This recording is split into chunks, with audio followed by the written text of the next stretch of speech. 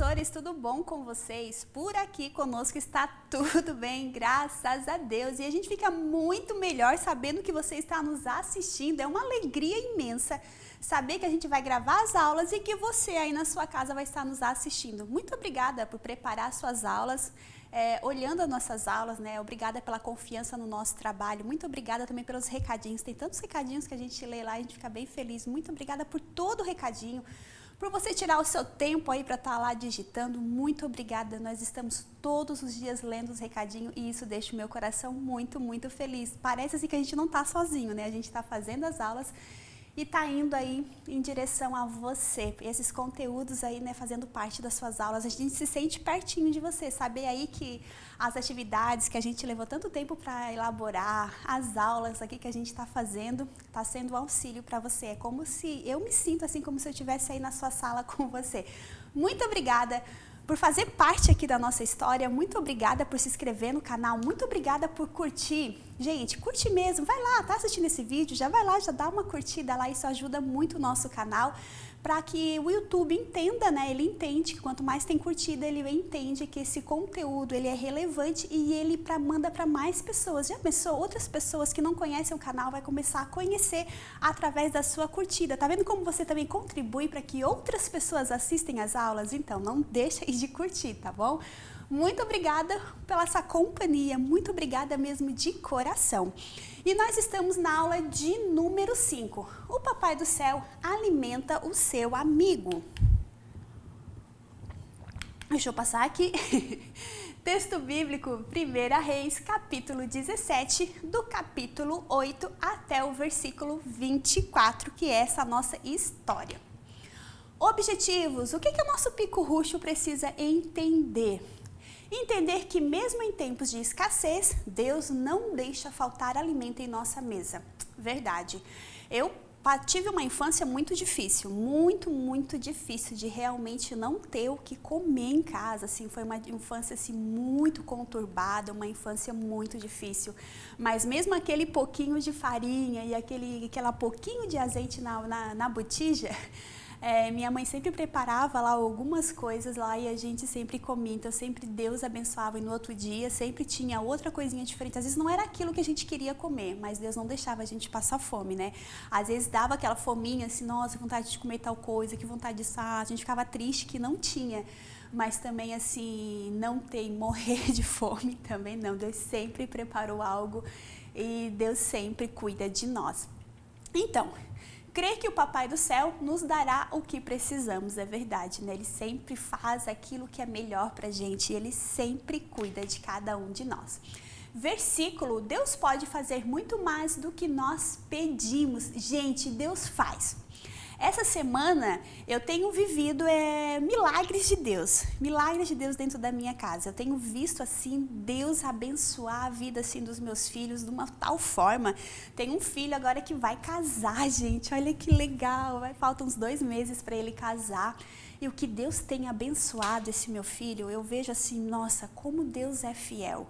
E toda noite, desde que quando ele começou a namorar, que isso já faz lá uns 3 anos atrás, quase 4 anos atrás, que eles começaram a namorar, eles têm um propósito de toda noite ler a Bíblia junto. Então isso eu acho tão lindo que do meu quarto eu escuto. Toda noite eles fazem videochamada, ele lê um capítulo, um versículo, ela lê outro versículo.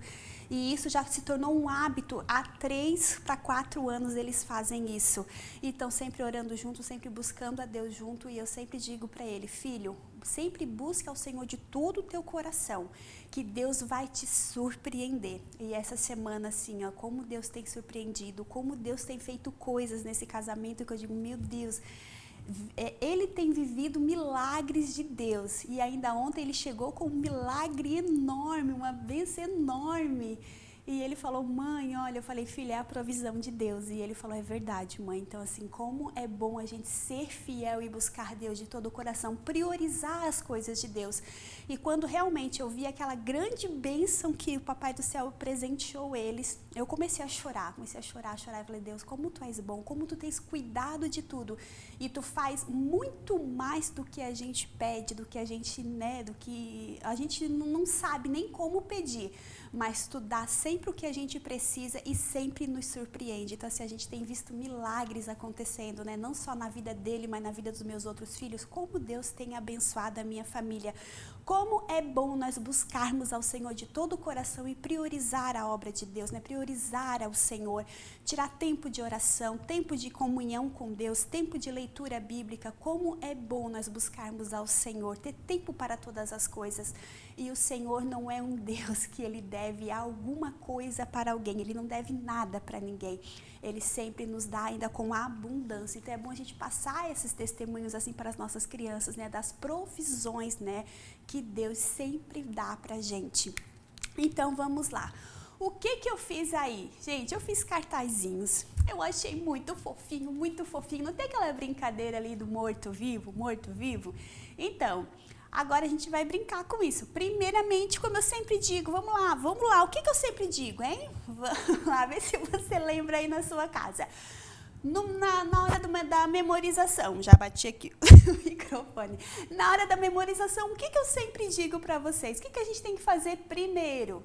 Ler a Bíblia. Nunca substitua a Bíblia por recurso nenhum.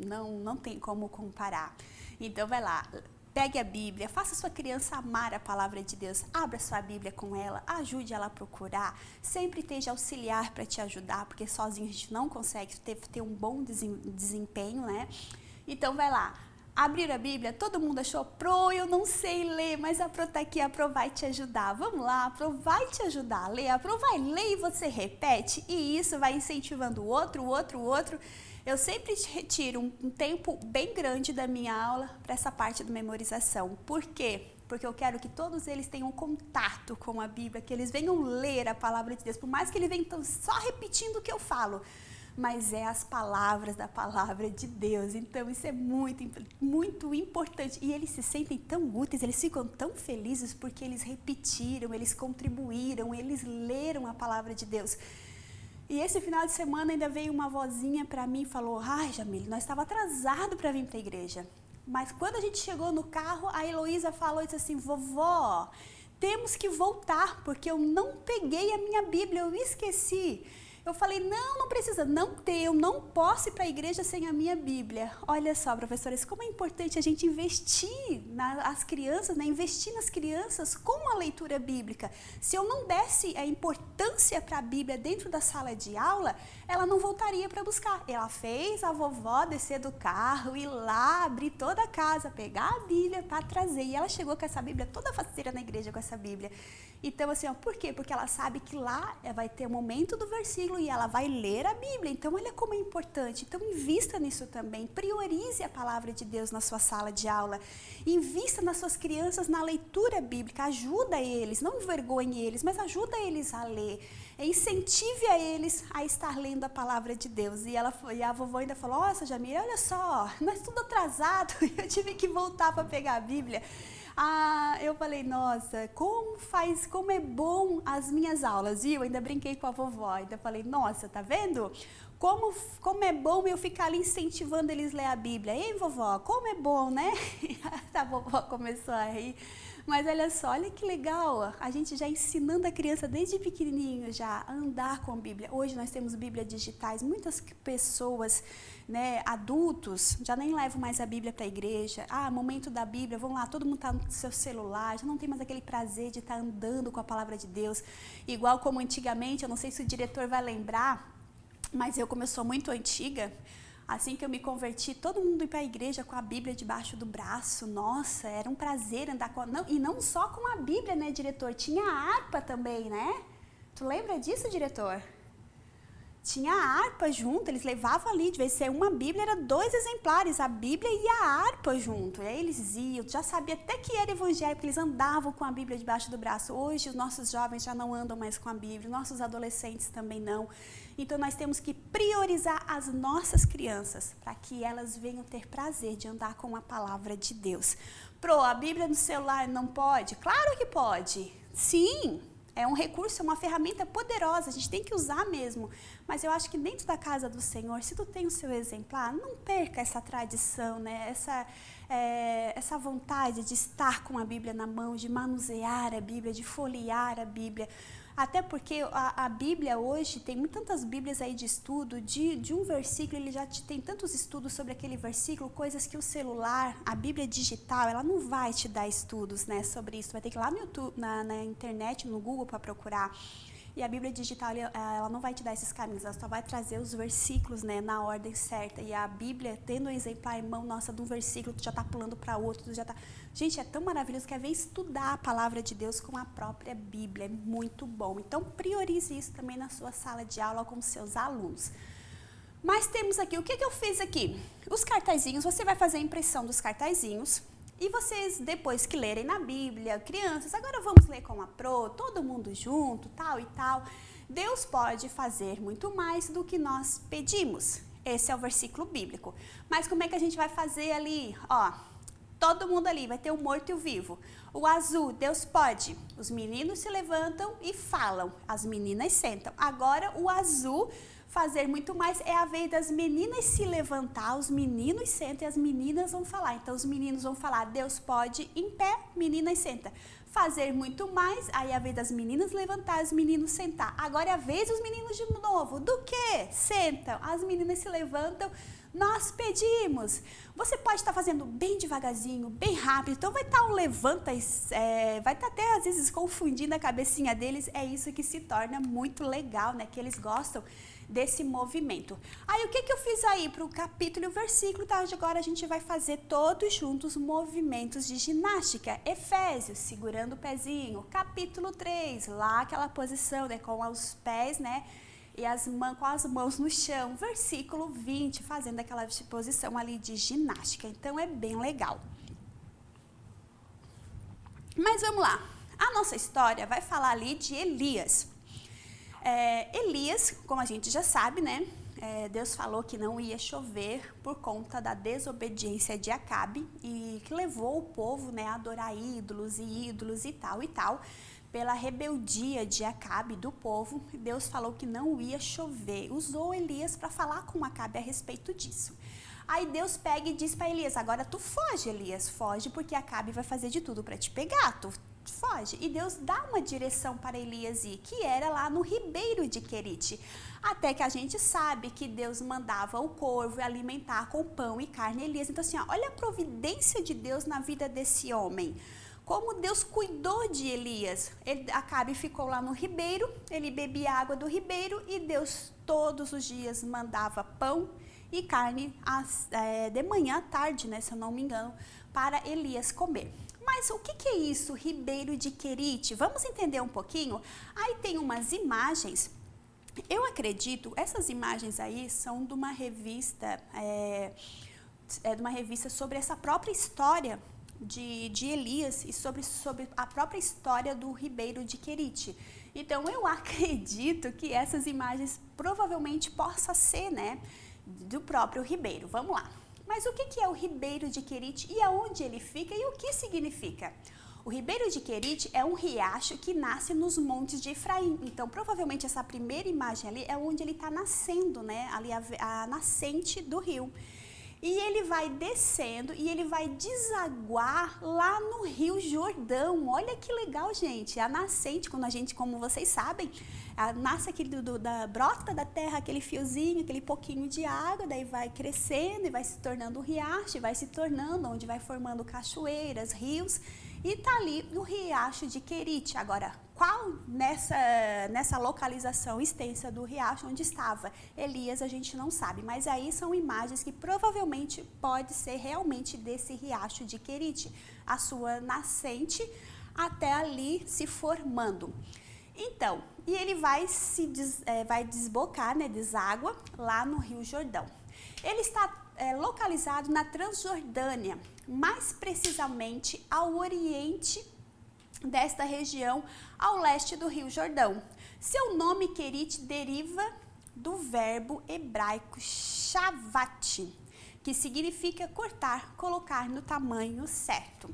Mas olha que legal, o que a gente entende isso aí, né? Esse vale de Querite, ele ficava em Gileade. e ele vai desembocar lá no Rio Jordão. E nós temos mais um mapa aqui, que eu gosto muito de trabalhar com minhas crianças, com o mapa muito mesmo, para eles poderem entender essa distância de um lugar para outro. Então, nesse mapa aí, você vai ver lá o Rio Jordão, você vai ver ali também o lago não, o Rio Querite ali, e você vai ver ali onde ele ficava, que era ali perto das montanhas de Gileade, né? E ele vai cair lá no Rio Jordão, que eles vão tudo desborcar lá no Mar Morto. E dali também tem o caminho da onde Elias fez, de Gileade, que seria, né, da localização dele, do lado do Rio Querite, até Serepta. Olha a distância, né, lá da Serepta, lá na Fenícia, é onde Elias foi. E a nossa história bíblica, o que eu fiz aqui para a nossa história bíblica? Deixa eu ver, o meu chá até esfriou já. Eu fiz aqui esses bonequinhos, que pode ser a viúva, ela tem duas expressões, né? Uma expressão que já pensou? Gente, por conta que não chovia, tava uma seca e a falta de chuva também pegou os povos vizinhos. E o que aconteceu? Tava todo mundo sofrendo por conta disso. E Serepta era o local onde a rainha Jezabel, né, era o local onde a rainha Isabel nasceu, né? Então era natural, onde ela era natural, seria o melhor assim. Então, agora, por que Deus manda Elias para lá? Olha, pensar, mas vai mandar justo para a terra da rainha que quer matar ele? Porque seria o único lugar que talvez ela nunca iria imaginar, né? Acabe imaginar que ele estaria justo na terra dos inimigos ali, né? Então foi para lá que Deus mandou, e Deus já mandou uma provisão também para Elias. Deus cuidou de Elias no rio, quando o rio secou ele teve que sair. Agora Deus também está cuidando de Elias naquela cidade, naquela Serepta que ficava ali, né? Ela era uma cidade litorânea perto do mar Mediterrâneo. Mas vamos ver, você vai chegar lá, Elias pega e chega e diz, olha, você prepara um bolo para mim. E ali você vai estar contando, né, toda a história, prepara um pão para mim. E ela olha, mas como preparar um pão? Aí naquele momento, né, professora, que você vai sair, andar na sua sala com o seu personagem, mas como preparar um pão? Crianças, a minha barriga tá roncando, eu vou preparar um pão já, o único restinho de farinha. Você pega a farinha, pega o azeite, mostra, só tem esse pouquinho, como é que eu vou preparar um pão para este homem, sendo que eu e o meu filho precisamos comer, e depois dessa refeição nós vamos morrer, porque nós não temos mais o que comer.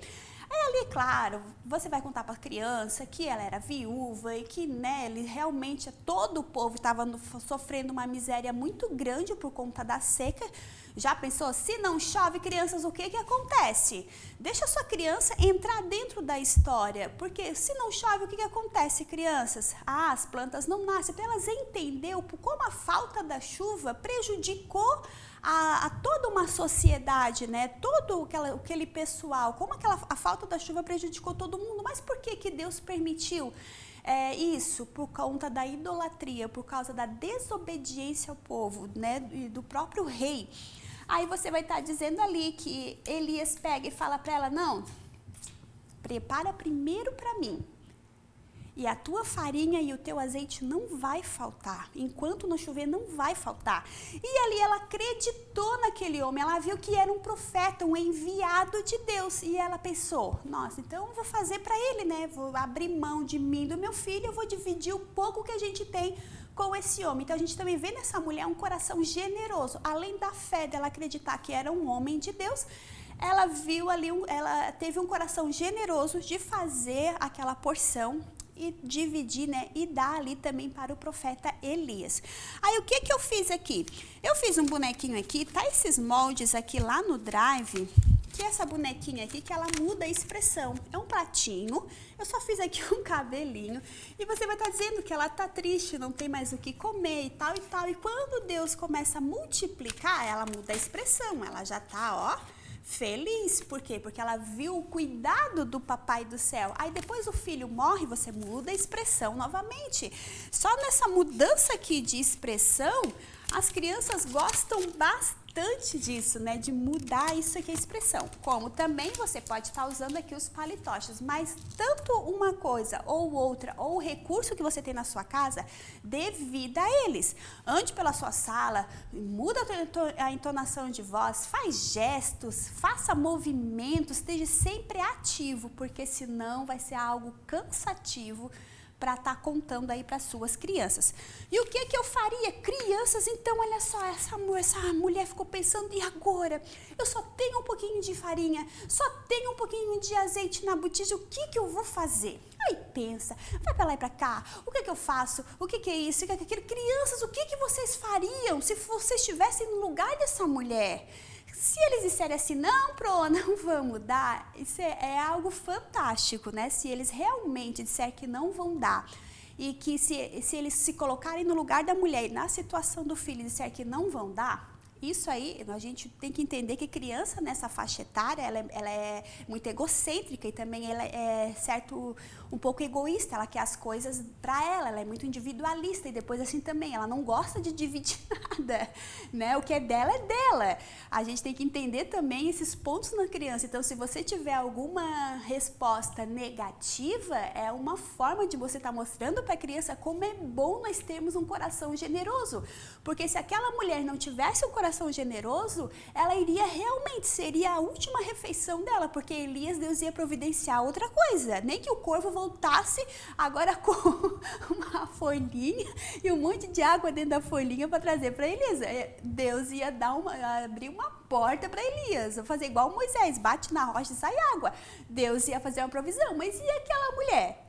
E se ela não fizesse aquilo, ela iria realmente morrer de fome, ela e o filho dela seria realmente aquela última refeição. Mas não, crianças, ela deixou de pensar nela, de pensar na situação, de olhar só para o problema e começou a pensar na provisão de Deus, acreditou que Deus poderia fazer um milagre. Então, essa é a diferença quando nós acreditamos que Deus pode fazer aquilo que a gente não pode.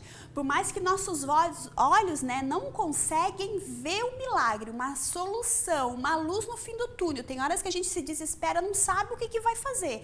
Mas se nós confiarmos em Deus, Deus vai fazer sair água da onde não tem. Vai preparar pessoas para te alimentar, porque Deus vai providenciar tudo pra gente. E foi assim que aconteceu com aquela mulher. Então, o que eu iria fazer aqui, crianças? Vamos preparar esse bolo, então? Vamos lá? A mulher disse, o que ela tinha mesmo? Que ela falou para Eliseu, deixa eu botar aqui a minha touca, que eu já tô com o meu avental. Professores, se você tem na sua casa um avental, leve, porque agora é esse momento de você se caracterizar. Isso chama muita atenção da sua criança. Claro que eu botei o avental antes, porque eu não teria como botar depois por conta do microfone. Mas você coloque na hora, deixa esse alimento surpresa para a hora. Então, o que a gente vai fazer aqui? Crianças, ela disse que só tinha um pouquinho de farinha, mas realmente, olha só tem um pouquinho de farinha. Como é que vai fazer? Mas ela acreditou, confiou em Deus e ela estava fazendo ali o seu bolo. Ela disse também que só tinha um pouquinho de azeite. Claro que o meu azeite aqui tem um pouco a mais, mas você deixe sempre um pouquinho aí nas suas latas. E vamos lá, crianças, e agora? Vamos fazer um bolo? Vamos mexer? Quem que quer ajudar para mexer? É aquele momento que eles vão amar fazer isso aqui. Para fazer um bolo aqui, vamos botar um pouquinho de água, né? Para poder fazer liga na massa. Vamos lá. Será que precisa de mais água? Olha aqui. Será que precisa? Acho que precisa. Eles vão dizer, eles vão querer te dar a receita. Pro, faltou o fermento. Pro, faltou o ovo. Crianças, mas a Bíblia diz que a mulher não tinha fermento e nem ovo. Tá, Pro, mas isso aí vai ficar ruim. Os meus alunos dizem, Pro, mas isso aí vai ficar ruim. Mas era só o que eles tinham para comer. Era um pouquinho de farinha e um pouquinho de azeite. Provavelmente, né, professores, ela deveria ter outras coisas, tipo açúcar, alguma coisa, uma pitada de sal, porque isso aí não seria relevante, porque não é o açúcar e o sal que mataria a fome. O que seria que o importante importante realmente é a farinha. Então, ó, que é o que vai dar liga na massa, né? O que vai fazer a massa. Então, provavelmente o escritor botou ali realmente só o que precisava de essencial, que seria a farinha. Mas, crianças, eram os ingredientes que ela tinha e ela fez ali e foi fazendo um bolo, e foi fazendo um bolo, e ali você faz o bolo. Agora, crianças, vamos botar para assar. Ali você prepara um lugar, tá? Leva lá para assar, lá fora, lá na cozinha, ou sua igreja não tem cozinha. Ali na vizinha, vai lá o auxiliar, leva ali na vizinha e pede para ela assar esse bolo pra gente. Vamos supor, né, se você não tem cozinha na sua igreja. Tem cozinha na sua igreja? Leva lá na cozinha e assa esse bolo pra gente. Daqui a pouco o seu auxiliar vai voltar e ali você começa a conversar. Enquanto, claro, você já combinou com o seu auxiliar, enquanto ele tá ali, ele levou, você vai estar ali falando, criança, será que esse bolo vai ficar bom? E tal, até que o seu auxiliar vai chegar com o bolo, né? Com o pão pronto. Olha, crianças, não é que deu certo? E o mais incrível, olha só, a farinha não acabou. Mas não era para a farinha ter acabado? Mas a farinha não acabou. O azeite não acabou. E no outro dia, a mulher fez de novo, mas aquela pouquinho de farinha não acabava. E aquele azeite também não. E no outro dia, ela fez de novo e até voltar a chuva, né? 3 anos até voltar a chuva. Aquele pouquinho de farinha nunca acabou. E aquele azeite não acabou. E ela pôde comer com ela, o seu filho e o profeta por todo aquele período de seca que eles estavam vivendo, enfrentando, porque era providência de Deus. E o que a gente pode estar falando aqui para as crianças, né? Como é bom a gente confiar no Papai do Céu, porque Ele vai providenciar todas essas coisas. E daí você também vai dizer ali, crianças, mas será que foi só esse milagre que Deus fez na vida da viúva? Nada disso. Aí vai chegar aquele momento que você vai estar falando, gente, tem muito barulho aqui, acho que nos vizinhos aqui do lado. Vai chegar o momento que você vai estar falando do filho da viúva que adoeceu. E ali você também vai estar falando da providência de Deus. Nesse momento aqui, prepara uma caminha, prepara do filho. Olha, crianças, ele tá doente. Nossa, acho que tá com febre. Coloca a mão, tá quente. Não, vamos imaginar que ele tá quente. Por que será que ele tá assim? Eu vou dar remédio. Tenta envolva outros elementos na história e vai dar tudo certo e vai ser bem incrível esse momento com as suas crianças. Claro, depois da sua aula, deixa eles tomar café ali com o pão que você levou, né? Deixa eu passar aqui, concluindo. O que a gente pode estar dizendo? Crianças, esse Deus é maravilhoso? É por isso que eu sou amigo dele. É por isso que eu amo ele, porque ele cuida. Assim como ele cuidou daquela família e do profeta, ele também cuida da gente. É o mesmo Deus e ele não mudou. Então, onde é que esse Deus tem que estar? Ele tem que estar onde? No nosso coraçãozinho, porque o nosso coraçãozinho tem que ser a casinha. Mas a casinha de quem? A casinha do Papai do Céu. Tem que dizer, Senhor, mora dentro de mim e nunca sai, porque o meu coração é a tua casa, é a tua morada. Agora vamos lá. Tem aqui o Fixando Aprendizagem. Tem muitos mais lá no Drive para você. Tem também lá que você pode fazer isso aqui com a sua própria criança. Olha que legal, ela fazer o seu personagem. Ela vai gostar bastante também. O cabelinho aqui, ó, eu fiz de tecido, de linha de barbante, né? Pra fazer bolsa, mas você pode estar pegando lã, você pode estar pegando retalhos, até papel crepom. E eu grampeei. Então, pessoal, a sua criança vai gostar de fazer esse bonequinho. Tem aí uma coroa também, né? Que Deus pode fazer muito mais do que pedimos, com os próprios emojis da nossa história. E para lembrancinha tem essas bisnaguinhas de pão. Gente, eu acho muito legal essas bisnaguinhas ali para dar para eles. Você pode estar botando no saquinho, botando ali o cartãozinho em cima com um lacinho. Fica muito bonitinho, né? Que eles vão ver ali a providência de Deus. Então, essa foi mais uma aula, mas semana que vem nós estaremos aqui novamente aguardando por você, tá bom? Até semana que vem.